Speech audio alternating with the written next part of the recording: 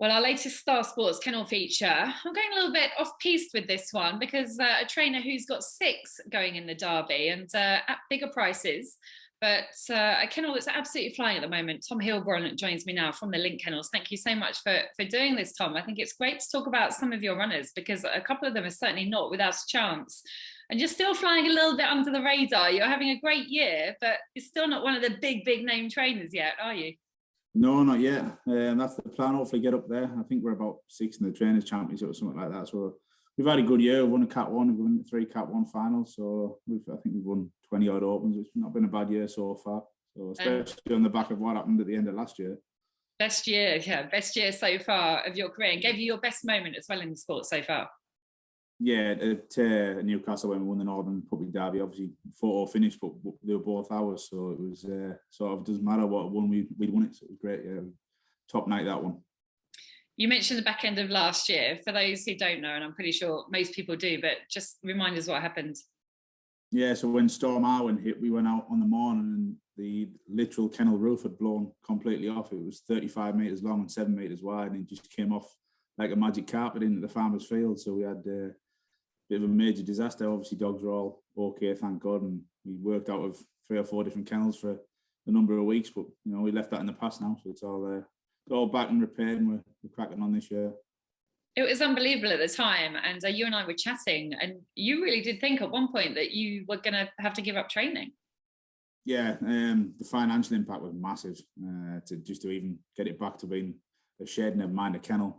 Obviously, everything was basically lost. All the ultrasound machines, laser machines, all that sort of stuff was all gone. The kennels were smashed to bits, the paddocks were smashed, but it's basically started from scratch. But in a way, now looking back, it's probably been a good thing. We've been able to improve some things as we put it back together. But I just pray it never happens again. Absolutely. Have you had a lot of support as well from the industry? Yeah, to be fair, when it happened, the Greyhound fraternity were brilliant, taking them in on, within 45 minutes of we finding the kennel roof gone, the dogs were all out and they were on the way to other people's kennels. We had working out of 4 kennels on the first day, and we got it down to 2. And the GB let us carry on racing, which was great. Otherwise, we would have definitely had to finish. But yeah, I mean, everyone was brilliant at the time, and just shows you when you are needed, some people will help you, which is great.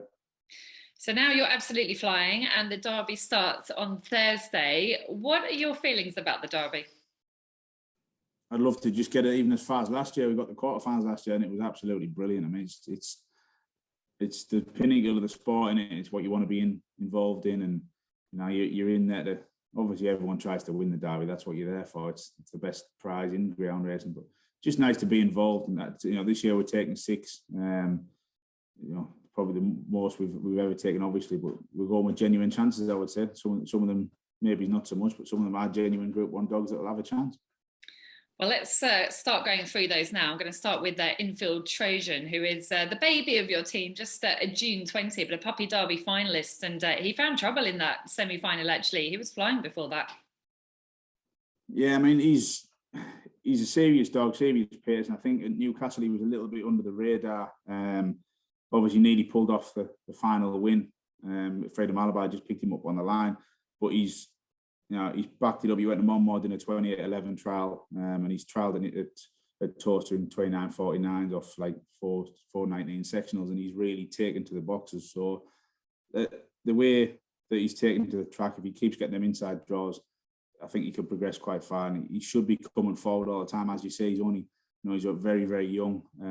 But for me, I'm one of them that if they're right, then they take the chance. So he's in there. And Ballybrack splayed on his inside, or that could give him trouble because it goes up hard. But I think if we can go around in front of that or clear it around the first 2, then he'll be thereabouts. I really do think a lot of him. The dog's just come to himself the last couple of weeks again. Looks a picture. So here's your money, takes your chance with him. Myself, John, and my dad who own him are quite excited about him. I think he's got a big future, but hopefully this year we can go pretty well with him. Yeah, you mentioned his joys in Heat 3, Trap 2, as you said. Not the easiest, but not the worst either. I think certainly a qualifier, hopefully. I'd like to think so, yeah. I mean, I would have preferred Trap 1. But like I say, if he can just avoid trouble around the first 2, he'll take off down the back straight. He's obviously make noise in there, loves the track, Goldie's Perryman, and there's no bad dogs in the Derby. But if he gets it right early, then he's not going to be far away. Let's talk about Darbys Delight next. I really like this dog. He's out of Over Limit and Kitty's Box, so July 2019. He came over from Ireland last month, but he ran really well there, over 4 and 6 bends, and went close or even beat some good dogs. I think he beat Ballona Bula Ed, who a lot of people are talking about for the Derby, and was second to Skywalker Barry as well. He's got some great form in his card. Yeah, he's a serious animal. Massive thanks to Connor and Len for sending him over. We were due to get him after the Easter Cup where he made the final, but he ended up having to go to the 600 race. Unfortunately, he got marked awkward. So to get him over, we've only had him over 6 weeks, but in that time he's had to be marked up, inoculated and all that type of jazz. He's then had to have 3 4-dog clearance trials, and I wanted to give him a look at Towcester. So realistically, he's been pushed to the limit, to be honest. He's now had, he'll have 12 days off between his last trial and the Derby. He did 29.60 first look, and I was over the moon. I think he's got a lot to come, and he's just settling the routine and everything. But yeah, the dog's absolutely bouncing at the moment. And you've seen the form yourself. He's got serious pace, and you don't get an Easter Cup final if you can't run. So the only thing he lacks is just a bit of early. So if he can just turn handy, he's going to be coming home. I think as hard as anything in the competition, he'll be coming home. So it's a tough race, though. Christ, it's a really tough heat that he's in. Just one of them. You're just hoping for a clear run. If I get a clear run with him, I think it'd be hard to keep him out the first way. It is one of the toughest heats, I think, of the whole of the first round. But that said, you sound very confident about him. Are you surprised people aren't talking about him more, given that Irish form? I think he's probably gone a bit under the radar because, like I say, he's only been over here 6 weeks. He's had the trial at Newcastle, which a lot of people have been keeping their eye on Towcester. Plus the fact that obviously he was marked awkward, so people might not expect him to be there, but he's cleared no problem.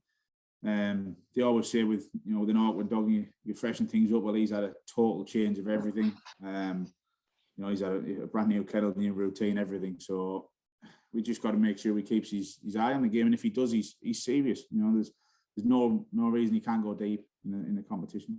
And 100-1 with Star Sports, is that big in your opinion? Yeah, I mean, I think Connor, the owner, said he can get 150s in place. That's massive. For me, that's massive. How many of these Easter Cup finalists will be 150-1 as it stands?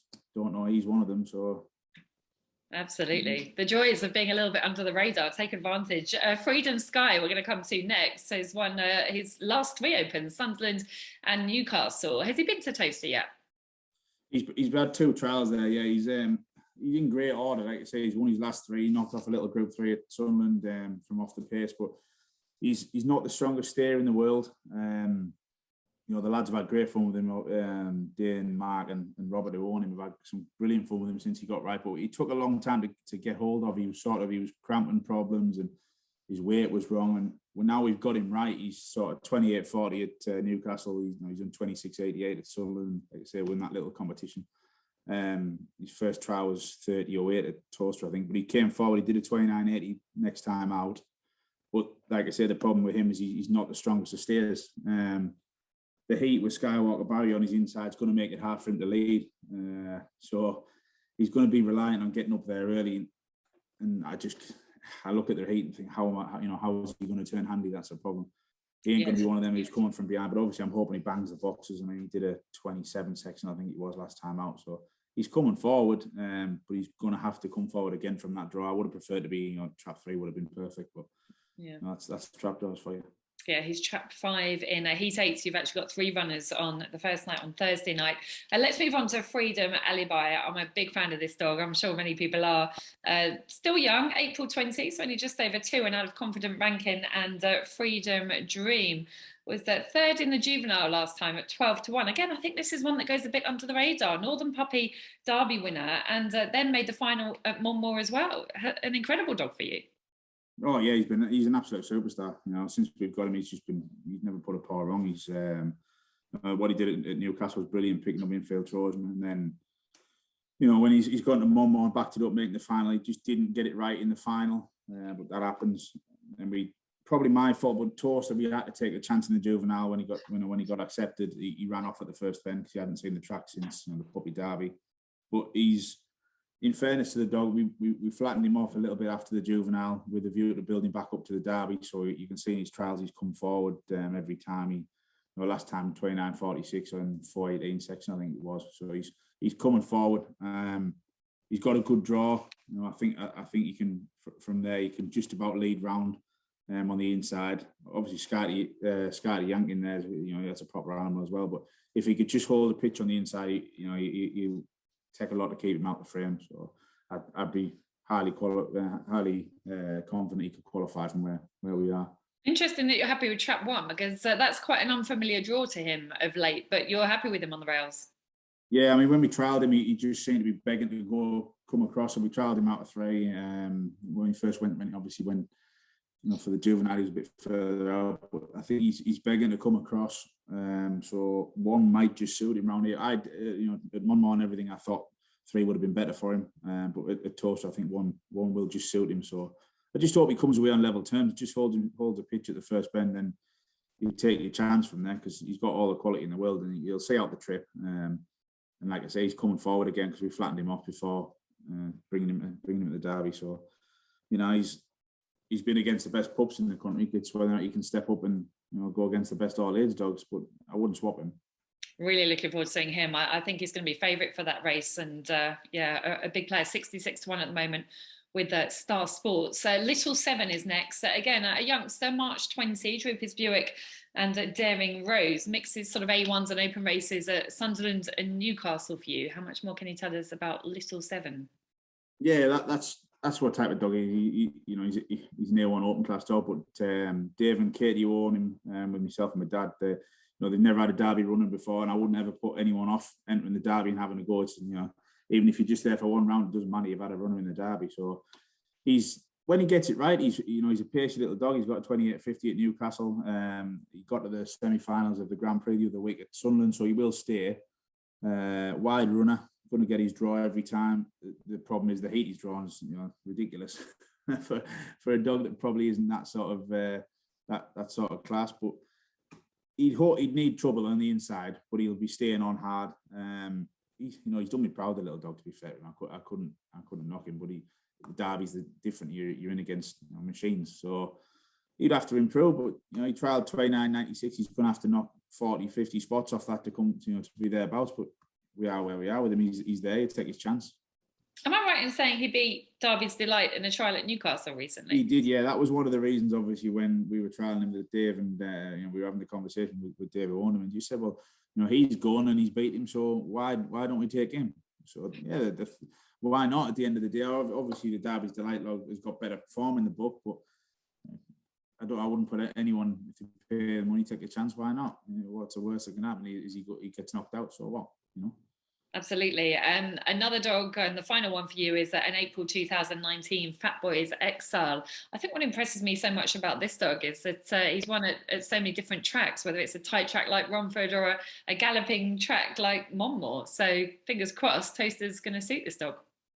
Yeah, Trevor, who's got him, has been extremely patient with him since he bought him. We got him off Mark Wallace, and we were trialling him. The plan was to give him a couple of trials, fitting him up, and then look for some races. But in his first trial, he got knocked over, so he had a little bit of a toe injury, and it took a long time to get anywhere near the bottom of him, to be honest. And I still don't think we've found the key to him yet. But he is running better of recent than what he has been. We put him at Sunderland, and he got the semi-finals in the competition. But on finals night, I thought he was just going to nip round in the 6-bend race, and he might have shown us a decent run, but he got a bit of trouble.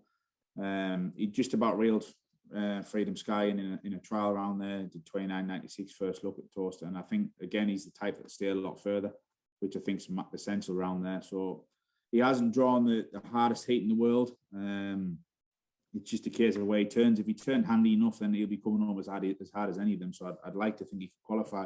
He's got a lot more in the lock than what he's shown for me, that's for sure. So I'm just hoping that the last few bits of work we've got in, when we're going to put him spot on.